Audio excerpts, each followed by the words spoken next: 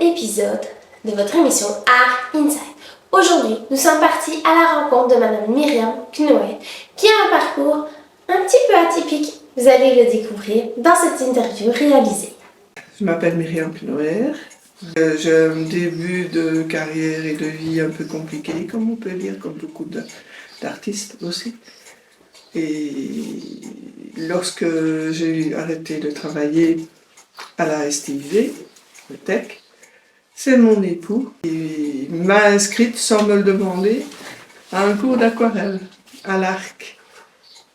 J'y ai été un bon moment et puis je trouvais que c'était toujours faire des copies et je ne trouvais pas ça très bien.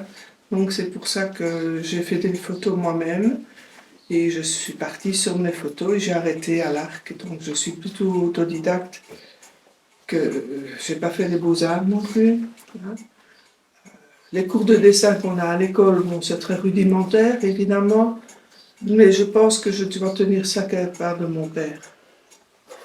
Mon père a fait quand même pas mal de tableaux, pas mal de choses. C'était un musicien, il avait chanté à l'opéra, tout. Et puis maintenant, je suis présidente du jumelage de Verviers avec Arles. Et forcément, quand on va là-bas, on est quand même beaucoup plus inspiré par la lumière que celle de Verviers. Et puis le centre de Verviers maintenant, c'est très triste.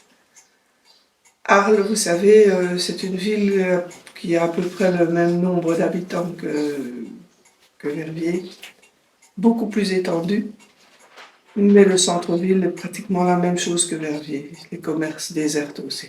J'ai épousé un Anglais. Vos principaux thèmes, alors, c'est la Provence. En majorité, oui. En majorité, c'est la Provence, c'est la lavande. C'est le ciel bleu, des fois il n'est pas bleu. Les Sainte-Marie où vous avez la mer tout près, l'océan, c'est magique. Parce que c'est bleu le ciel, bleu la mer, c'est magique. Et les maisons blanches, ça inspire énormément. Ici, les maisons sont plutôt grises ou couleur brique. Et le ciel est gris ou moucheté. Ça dépend un petit peu d'où on se trouve, parce qu'il y a des grands artistes qui sont dans des endroits comme en Flandre, où ce n'est pas toujours un ciel bleu non plus, et qui font de magnifiques œuvres. Mais ça, c'est tout ce qu'on a dans le cœur. C'est uniquement ça, je crois. Oui, vous avez des artistes qui font ça pour le gain. Il ne faut pas se cacher, il y a des gens qui vont vous peindre 10 toiles les mêmes, avec un tout petit truc en plus ou en moins, parce que pour eux, ça fait des rentrées. Moi, aucune importance. Est-ce qu'il y a des artistes, des mouvements artistiques qui peuvent influencer ou pas du tout? Les impressionnistes, oui. Je me suis déjà essayé à l'art abstrait, mais toujours en aquarelle. Un message, une émotion que vous souhaitez à chaque fois transmettre dans votre art ou pas forcément?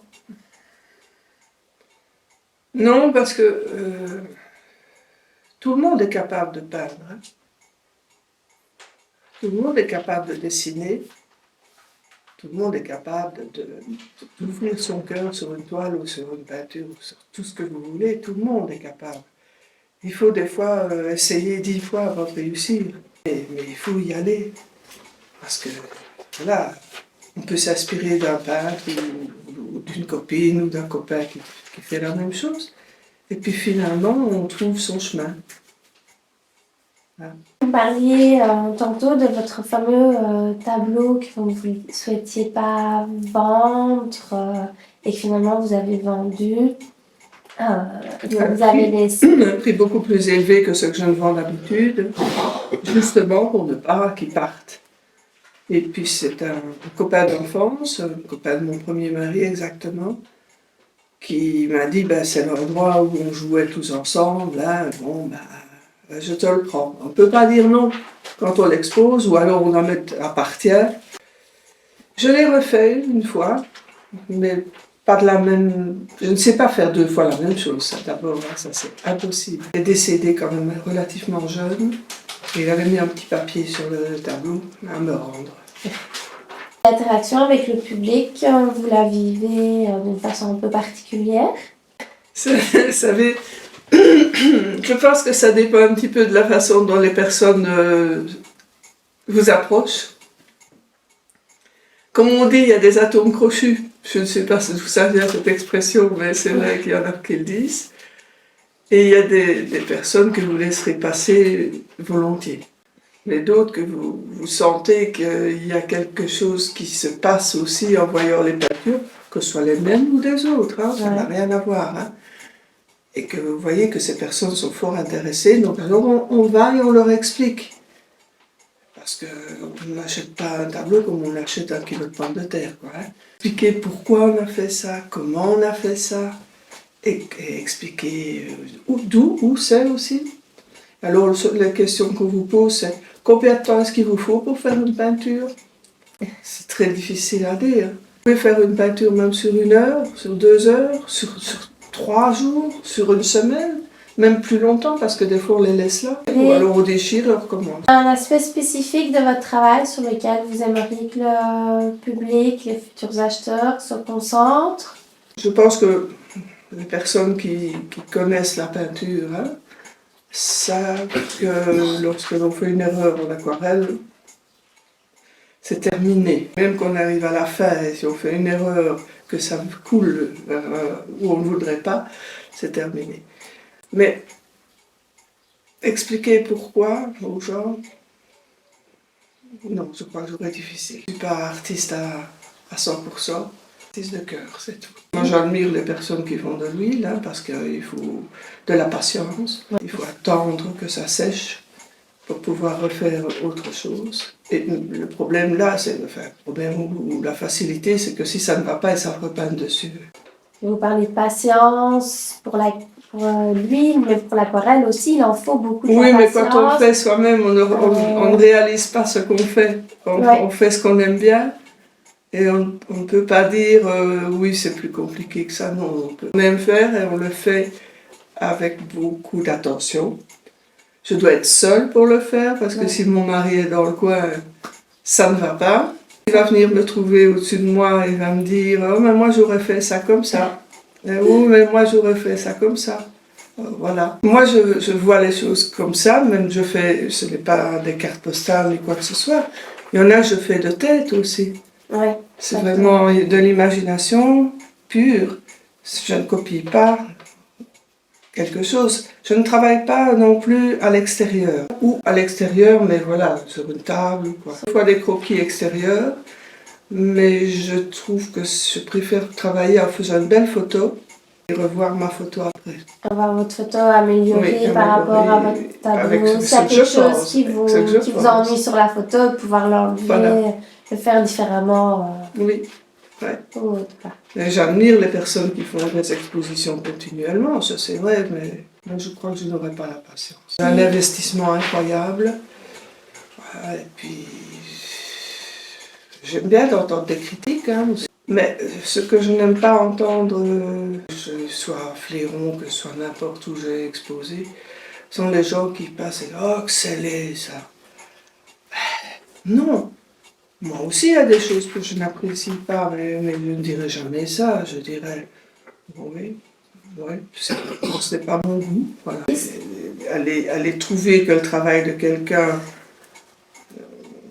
ne mérite pas, non, je trouve que c'est mesquin.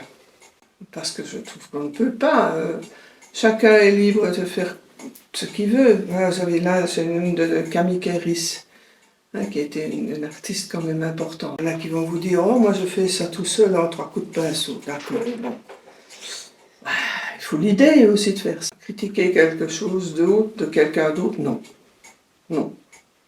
Tout ce qui est art à sa place. Quel que soit ce que l'on fait, si c'est...